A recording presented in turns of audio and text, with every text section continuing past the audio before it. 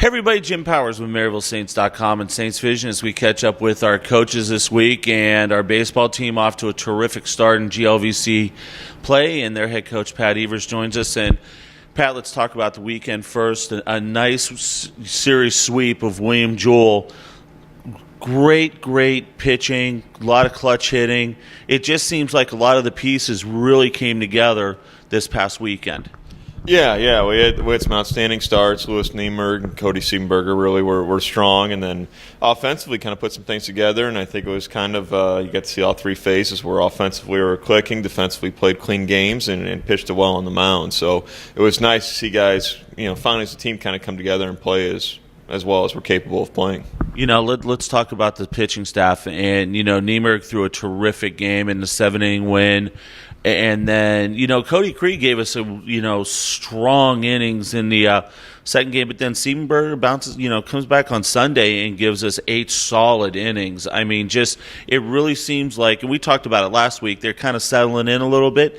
I think we really saw what those guys are capable of doing, especially having only go to the bullpen 3 times. Yeah. It was obviously, I think Lewis, if you had asked him from his first handful of starts, I don't think he was necessarily as happy at pitch as well as he's capable of doing. But to see him be able to go through a lineup 3 times and really stretch out and kind of keep his pitch count within reason, because I think before it was just working so hard just to get through some of those innings. And then, Creed probably, it wasn't his best outing that he's had since he's been here, but, he was kind of due for that, where I think he was just a little bit wore down and just wasn't a bad start, just wasn't as good as he could be. And then Cody Siebenberger's really thrown well pretty much throughout the entire year, and just being consistent, filling up the zone and competing and doing the little things, and Cody did a great job. And then offensively, Lewis is he is seeing the ball so well. Derek Renner, what a spark he's been, as the number 2 catcher on the weekends, and then the game he had against Lewis last week. He has really come in and given you another tool to use coming off the bench possibly in late innings. Yeah, it's big. Obviously, to have Derek step up there and pick up some of the innings for Cole, and to be where you're comfortable enough where you can split those doubleheaders with those guys, and neither one of them has to get too worn down. And he's done a great job just taking quality at bats and doing a very good job behind the plate, handling the pitchers. And one guy that's really kind of stepped up and played well is Wyatt Elby in the last week. That really didn't get a whole lot of opportunities early, but an older guy that's very capable and extremely hard work, and has really put it together a productive week. And kind of stuck out amongst the other outfielders. Split yesterday down at Rolla, and a tale of 2 games pretty much. First game, couple things here and there, and it just got away from us in the middle innings. But then the second game got out of the gate strong, got a great start by Drake Kanalikin, and able to get a split against one of the top teams in the early portion of the conference season. Yeah. It was 2 completely different games. We went out there and then really had great starting pitching in both ends of it. Cody Klotz threw well in the first one.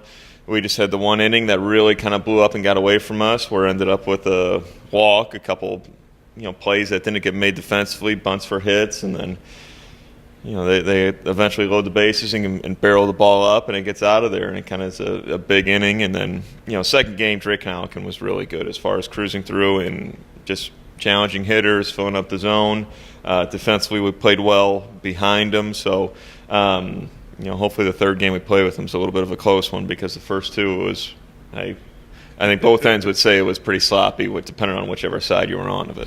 Yeah, you get the rubber game with them next week here at Weber Field, but big series this weekend. Illinois Springfield, we know what they're all about. We're heading up there to play. What have you guys seen from them in the early part of the conference schedule, and what are some of the things we need to continue to do to maintain pace where we're at right now?